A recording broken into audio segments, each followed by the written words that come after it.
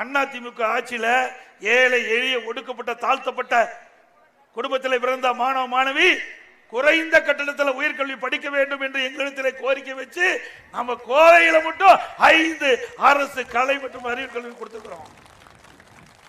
தமிழ்நாடு முழுவதும் அரசு கலை கல்லூரிகள் அதிகமா திறந்தது அதிமுக ஆட்சியில.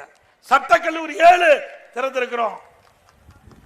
அது மட்டும் இல்லாம கால்நடை மருத்துவக் கல்லூரி ஆராய்ச்சி நிலையத்தோட 3 திறந்திருக்கிறோம். கால்நடை பூங்கா 1000 கோடியில சேலம் மாவட்டத்தில் திறந்திருக்கிறாங்க. பொறியியல் கல்லூரி, வேளாண் கல்லூரி, ஐடி, பாலிடெக்னிக் கல்லூரி, பிஎட் கல்லூரி, இப்படி ஏராளமான கல்லூரி திறந்ததின் விளைவு உயர்கல்வி படிக்கக்கூடிய எண்ணிக்கை அதிமுக ஆட்சியில உயர்ந்தது. எங்க பார்த்தாலும் டிகிரி படிச்சிருக்காங்க, நம்ம பையன் பட்டப்படி படிச்சிருக்கிறாங்க.